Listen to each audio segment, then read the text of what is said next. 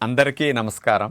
June 21వ తేదీ అంతర్జాతీయ యోగా దినోత్సవ సందర్భంగా మనందరం కార్తీక మాసం ధనుర్మాసం లాగా జూన్ మాసాన్ని యోగా మాసంగా గుర్తించి నెలంతా శారీరక మానసిక ఆరోగ్యాన్ని పెంపొందించుకోవటానికి నిజ జీవితంలో యోగాను ఒక భాగంగా చేసుకుని అందరూ ఆచరించాలని మన ప్రధానమంత్రి శ్రీ నరేంద్ర మోడీ గారు మరియు ఆంధ్రాను యోగాంధ్రగా మార్చాలని ఆంధ్రప్రదేశ్ ముఖ్యమంత్రి శ్రీ నారా చంద్రబాబు నాయుడు గారు ఇంటింటికి యోగా చేరాలని సంకల్పించారు.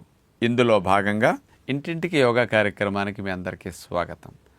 ఈరోజు సన్నజాజి తీగలాగా నడుము సన్నగా అవ్వాలని కోరుకునే వారందరికీ బెస్ట్గా ఉపయోగపడే 3 వ్యాయామాలు ప్రత్యేకంగా చూడబోతున్నాం.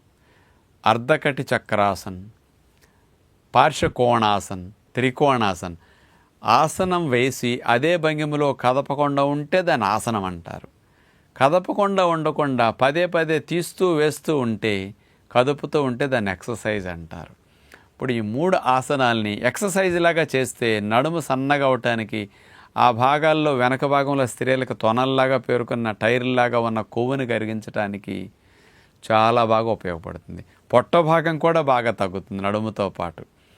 అలాంటి స్త్రీలకు బాగా ఆ ఏరియాలో వెయిట్ బాగా తగ్గించడానికి ఉపయోగపడే ఆ 3 ఎక్సర్సైజులు ఇప్పుడు మనం చూద్దాం. ముందుగా మనం అట్లా స్ట్రైట్గా నుంచున్న తర్వాత కాళ్ళని ఒక అడుగు గ్యాప్ పెడితే బ్యాలెన్స్ ఉంటాయి అన్నమాట. అలా నుంచున్న తర్వాత చేతులు వేళ్ళల్లో వేళ్ళు వేసేసి ఇట్లా లాక్ చేసేసి చేతుల్ని రివర్స్లో తిప్పుతాం అన్నమాట. అరిచేతులు చూడండి ఇప్పుడు ఆకాశాన్ని చూస్తున్నాయి. ఇప్పుడు అట్లా చేతులు పైకి లేపేస్తాం. ఇక నడుముని మనం ప్రక్కలకి బెండ్ చేస్తాం. ముందుకు అస్సలు వంగకూడదు అనమాట. నడుము అట్లా స్ట్రైట్గా పక్కలకి బెండ్ చేయాలి. ఇప్పుడు చూడండి నడుము భాగం ఇటు పక్క కన్నప్పుడు ఎట్లా సాగుతున్నదో, అటు పక్కనప్పుడు ఎట్లా సాగుతున్నదో, అంటే బాగా ప్రక్క భాగాల్లో ఉండే కొవ్వు కరగటానికి ఇది మంచి వ్యాయామం.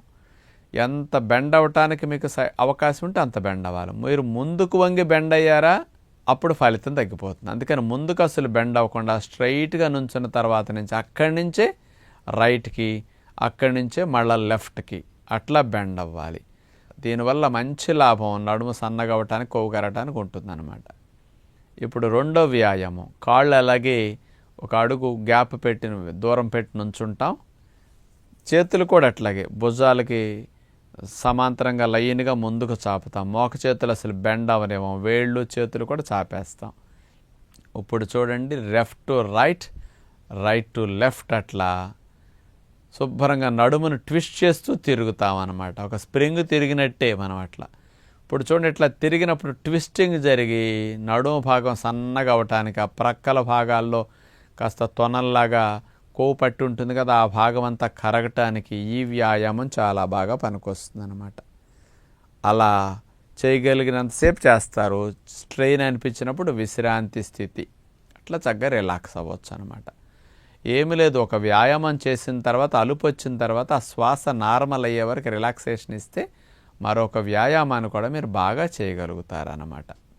ఇక నడుము సన్నగా అవ్వటానికి ఉపయోగపడే ఎక్సర్సైజ్ త్రికోణాసన ఎక్సర్సైజ్ అనమాట. ఇది మీ అందరికీ తెలుసు. త్రికోణం ఆసనం అంటే ఇప్పుడు దాన్ని ఎక్సర్సైజ్గా చేయాలంటే పాదాలు అట్లా 2-2.5 అడుగులు గ్యాప్ ఉంటే మంచిది.